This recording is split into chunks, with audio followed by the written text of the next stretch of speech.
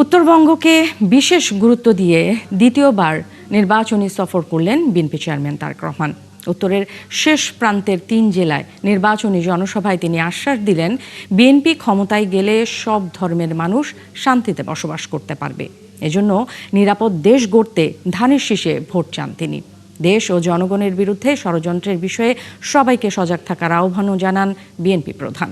বিস্তারিত জানাচ্ছেন শফিকুল হক।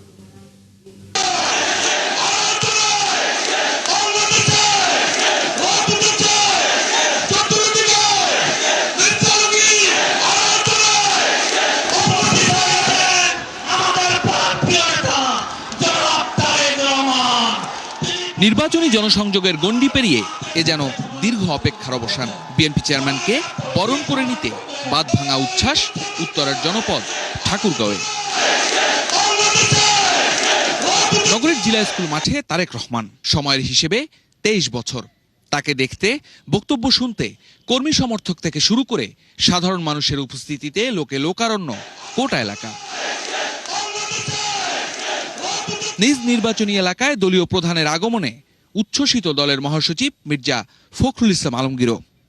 আপনারা আগামী 12 তারিখে এই ঠাকুরগাঁও জেলা এবং আশেপাশের প্রার্থীগুলোকে জয়যুক্ত করে আমাদের নেতা তারেক রহমানের হাতকে শক্তিশালী করবেন, যেন তিনি এই নির্বাচনের মাধ্যমে প্রধানমন্ত্রী হয়ে আমাদের দেশকে কাঙ্ক্ষিত লক্ষ্যের দিকে, উন্নয়নের দিকে নিয়ে যেতে পারে।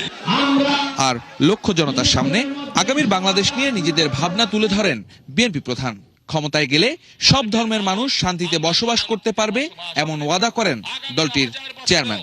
আমরা চাই প্রত্যেকটি ধর্মের মানুষ শান্তিতে এই দেশে বসবাস করবে, যে যার যোগ্যতার ভিত্তিতে, যে যার মেধার ভিত্তিতে সামনের দিকে এগিয়ে যাবে। প্রত্যেককে বিচার করা হবে তার যোগ্যতা, তার মেধার ভিত্তিতে, ধর্ম দিয়ে কোনো বিচার করা হবে না তাকে। নির্বাচনী জনসংযোগের এই কর্মসূচিতে দ্বিতীয়বারের মতো উত্তরের জনপদে তারেক রহমান, যা বিএনপির নির্বাচনী প্রস্তুতির পাশাপাশি এই অঞ্চলের রাজনীতিতে যুক্ত করবে বাড়তি মাত্রা। আর পার্টি চেয়ারম্যান হিসেবে নতুন পরিচয় তারেক রহমানের আগমনে বাড়তি প্রত্যাশা এই অঞ্চলের ভোটারদের। ঠাকুরগাঁও শেষ করে বিএনপি চেয়ারম্যানের গন্তব্য নীলফামারীর জনসভায়। তারেক রহমানকে এক নজর দেখতে আগে থেকেই উপস্থিত ছিল হাজার হাজার মানুষ। এবার দেশ পুনর্গঠনে নির্বাচন হবে মন্তব্য করে উত্তরাঞ্চল নিয়ে বিএনপির পরিকল্পনা তুলে ধরেন তারেক রহমান। পুরা রংপুর বিভাগের মানুষের একটি প্রাণের দাবি আছে। বলুন তো কে সেই প্রাণের দাবি? বলুন তো কে সেই প্রাণের দাবি? তিস্তা ব্যারাজ মহাপরিকল্পনা। আজ এই লক্ষ মানুষের সামনে, আপনাদের সকলের সামনে আমি বলে যেতে চাই যে 12 তারিখের নির্বাচনে ইনশাআল্লাহ বিএনপি সরকার গঠন করলে, আপনাদের ভোটে আল্লাহর রহমতে বিএনপি সরকার গঠন করলে, আগামী বিএনপি সরকারের অন্যতম প্রধান কাজ হবে যত দ্রুত সম্ভব এই তিস্তা ব্যারাজ মহাপরিকল্পনার কাজ শুরু করা। পরে দিনাজপুরের বিরামপুরের জনসভায় অংশ নিয়ে তারেক রহমান বললেন, নিরাপদ দেশ গঠনে তিনি প্রতিশ্রুতিবদ্ধ। পরিবারের সদস্য এখানে বসে আছে। দেশ ও জনগণের বিরুদ্ধে ষড়যন্ত্র চলছে অভিযোগ করে এ বিষয়ে দেশবাসীকে সজাগ থাকার আহ্বান জানান বিএনপি প্রধান। জনগণের উপকার তখনই হবে যখন একটি রাজনৈতিক দল হিসাবে আমরা জনগণের জন্য এবং দেশের জন্য সঠিক পরিকল্পনা গ্রহণ করতে পারবো।